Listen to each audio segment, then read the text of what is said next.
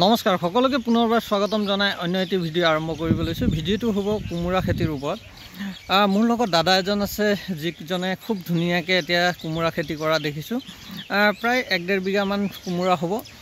কি প্ৰজাতিৰ কোমোৰা কৰিছে, কেনেধৰণে কৰিছে আৰু কীট নিয়ন্ত্ৰণ বা আপোনাৰ ঘাঁহ নিয়ন্ত্ৰণৰ কাৰণে কি কি উপায় অৱলম্বন কৰিছে তাৰ ওপৰত সবিশেষ কথা পাতিবলৈ চেষ্টা কৰিম। হয় দাদা নমস্কাৰ। নমস্কাৰ। আপোনাৰ নামটো? অৰূপ বৰা। আপুনি ইয়াত কোমোৰা খেতি কৰিছে হয়নে? এই ভেৰাইটিটো কি হয়? এইটো গিৰি ফাৰ্ষ্ট। মানে আপোনাৰ কেইদিনমান হৈছে এইটো লগোৱা? এইটো আমাৰ 1.5 মাহমান হ'ল। হয় 1.5 মাহ। যিহেতু হাইব্ৰিড কোমোৰা হয় আৰু 1.5 মাহত চাওক ফুলবিলাক অহা আৰম্ভ হৈছে বা কলিবিলাক অহা আৰম্ভ হৈছে। মই দেখা পালোঁ আপুনি ইয়াত এতিয়া হাল বাই আছে এই মেচিনটোৰ দ্বাৰা। এইটো একচুৱেলি মেচিনটো কি হয়? এইটো পাৱাৰ টিলাৰ বুলি কয়। পাৱাৰ টিলাৰ হয়। এইটো আপোনাৰ নিজৰে হয় এইটো? এইটো কেইবছৰৰ পৰা আপুনি ইউজ কৰি আছে? এইটো মোৰ 5 বছৰ হ'ল। হয় এইটো আপুনি কিহৰ কাৰণে এতিয়া এইটো মানে চলাই আছে, কিহৰ কাৰণে? এইটো মই নিয়ানিটো কৰিবৰ কাৰণে, ঘাঁহ হৈছে যে ঘাঁহৰ কাৰণে নিয়ানিটো কৰি আছো। মানে আপুনি ঘাঁহ মৰা প্ৰয়োগ নকৰে নেকি? ঘাঁহ মৰা প্ৰয়োগ কৰিলে কিবা অসুবিধা হয় নেকি? এইটো গছৰো প্ৰব্লেম হয়। হয় গছবিলাক অলপ পচ খোৱা বেমাৰটো আহে। হয় সেইকাৰণে মই ঘাঁহ মৰাটো ব্যৱস্থা নকৰোঁ। মই খালি পাৱাৰ টিলাৰ নিয়ানি হেৰি কৰি ভাল মাৰি দিওঁ। হয় আৰু এই যিটো আপোনালোকে হেন্দালি প্ৰয়োগ কৰিছে ইয়াত মই দেখিলোঁ এটা ৰছী ব্যৱহাৰ কৰিছে, এইটো নাইলন চুটলি হয়নে? এইটো বেছিকৈ আপুনি ব্যৱহাৰ কৰিছে। এনেধৰণে ব্যৱহাৰ কৰিলে আপুনি কোমোৰা খেতিত যথেষ্ট হয়নে? যথেষ্ট। এতিয়া বাঁহৰ আজিকালি বাঁহ পাবলৈও নাইকিয়া হ'ল। হয় এতিয়া বাঁহৰ কাৰণে আমাৰ বহুত মানে কষ্টও হয়। সেইকাৰণে ৰছী দি আমাৰ সুবিধা হয় আৰু খৰচো বাঢ়ি যায়। বাঁহৰ কাৰণে ৰছী হ'লে আমাৰ খৰচটো কমি যায়। আপুনি যে ইয়াত কোমোৰাবিলাক লগাইছে কিমান ডিষ্টেঞ্চত লগাইছে? এটাটো আমাৰ 10 ফুটৰ মূৰে লগাইছে। এটা গছৰ পৰা আনটো গছৰ? এটা গছৰ পৰা আনটো গছলৈ 10 ফুটৰ। আৰু মই মাজতে দেখা পালোঁ আপুনি মাজে মাজে এইটো যে বডিমাহ লগাই থৈছে। এইটো গেপটো যে আছে সেইকাৰণে বডি লগাইছোঁ। প্ৰতিটো খুঁটাতে বডি লগাইছোঁ। হয় সেইটো মানে আমাৰ ঘৰুৱা খাবৰ কাৰণে বা ৰাইজেও বিচাৰিলে আমি খাবলৈ দিব পাৰোঁ, তেনেকুৱা মানে চিষ্টেমত লগাইছোঁ। হয় আপুনি ইয়াত কীট নিয়ন্ত্ৰণ মানে এনেই পৰি থাকে যে সেইকাৰণে আমি খুঁটাৰ ওপৰতে মানে বডিটো লগাইছোঁ। হয় ইয়াত আপুনি ঘাঁহ বন নিয়ন্ত্ৰণ কৰিবৰ কাৰণে যিহেতু মেচিন চলাই পেলাই ইমান ধুনীয়াকৈ চাওক পথাৰটো বনাই ৰাখিছে, তেওঁ মানে সুন্দৰকৈ সজাই ৰাখিছে। আনুমানিক আপোনাৰ এই মাটিডৰা মানে খেতি কৰিবৰ কাৰণে 1 বিঘা মাটিত কিমানমান খৰচ হয়?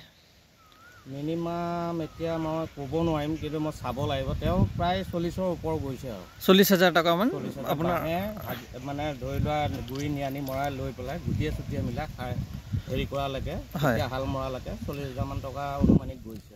আৰু ইয়াত যদি আপুনি আগে পিছেও খেতি কৰিছে যিহেতু কিমানমান উৎপাদন ল'ব পাৰি প্ৰতি বিঘাৰ পৰা যদি কোমোৰা খেতি ভালদৰে হয়? এতিয়া পাৰ বিঘাত আপোনাৰ 80-90 উৎপাদনৰ ওপৰত কথা দেই। নতুন আজিকালি ভেৰাইটিছৰ ওপৰত কথা। এতিয়া এইটো মই নতুন আগৰ যিটো ভেৰাইটি কৰিছিলোঁ এইটো এতিয়া গিৰি ভেৰাইটিটো ভাল, সেইকাৰণে মানে তাৰ অনুমানিক হিচাপে 80-90 তেনেকৈ। আৰু দামৰ ওপৰতো নিৰ্ভৰ কৰে, দামটো কেনেকুৱা হয়। হয় আৰু আপোনালোকে ইয়াত বিশেষকৈ সাৰ কেনেধৰণৰ কি সাৰ প্ৰয়োগ কৰে? সাৰ বৰ্তমান এতিয়ালৈকে মই তেনেকুৱা সাৰ ইউজ কৰা নাই। মই চব গোবৰৰ ওপৰতে কৰিছোঁ। এয়া চাওক প্ৰতি জোপাতে অলপ মই 3 টেলাৰ গোবৰ আনি এতিয়ালৈকে মই গোবৰতে অনুমানিক। হয় মই এইফালে দেখিলোঁ তেওঁ তেনেধৰণে গোবৰ এতিয়া হয় তাতো দুম কৰি থৈছে গোবৰ। গোবৰৰ লগত আপোনালোকে এতিয়ালৈকে কোনো মানে সাৰ দিয়া নাই? পিছলৈ কিবা সাৰ দিয়াৰ পৰিকল্পনা আছে নেকি? পৰিকল্পনা মানে বতৰৰ ওপৰত হ'ব, বৰষুণৰ ওপৰতহে আমি অনুমান কৰি আমি সাৰৰ ব্যৱহাৰ কৰিম, কেঁচু সাৰৰ ব্যৱহাৰ কৰিম। হয় আৰু DAP চুপাৰ এইবিলাকো অলপ চলপ ধৰক মানে সেইটো এতিয়া হোৱা নাই, আৰু কেইদিনমানৰ পিছত কম পৰিমাণে দিম আৰু। এইটো আপোনাৰ কেইদিনৰ ভিতৰত আপোনাৰ কোমোৰাবিলাক ওলাব? কোমোৰা অলৰেডি হৈছে আৰু মিনিমাম 20-25 দিনৰ পিছত আমি ছিঙিব পাৰিম। 20-25 দিনত মানে আপুনি বাৰিষাত ইয়াৰ পৰা ভাল উৎপাদন এটা ল'ব পাৰিব। হয় কিয়নো এতিয়া বহাগ আজি 10 মান গ'লে, 8-10 কিমান গৈছে। এতিয়া বহাগৰ পিছত যিহেতু পাচলিৰ দামো থাকে, এতিয়াতো বজাৰ বিশেষকৈ আমি এতিয়া ছিঙিব পাৰিলোহেঁতেন। পানীৰ অসুবিধাৰ কাৰণেহে দেখিছে চিনটেক্স আনি আমি পানীৰ ব্যৱস্থা কৰোঁ, হাতেৰে পানী দিওঁ। ইয়াত তেনেকুৱা পানী উৎপাদন কৰিব পৰাও নাই, দিব পৰা সুবিধাও নাই। সেইকাৰণে আমি পানী আনি লৈ পেলাই আমি পানী ব্যৱহাৰ কৰাৰ কাৰণে এতিয়া ইমানখিনি পাইছেই। বৰষুণ হোৱালে অলৰেডি আমি ছিঙিবই পাৰিলোহেঁতেন।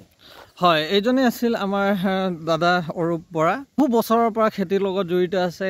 প্ৰতি বছৰে তেওঁ বিভিন্ন ধৰণৰ পাচলি খেতি কৰে তেওঁৰ ওচৰলৈ মই আজি আহিছিলোঁ আৰু এই ভিডিঅ'টো আপোনালোকৰ কাৰণে প্ৰস্তুত কৰিলোঁ ইয়াকে দেখি আজি মোৰ ভিডিঅ'টো সমাপ্ত কৰিলোঁ ভিডিঅ'টো কেনে লাগিল নিশ্চয় জনাব ধন্যবাদ জয় আই অসম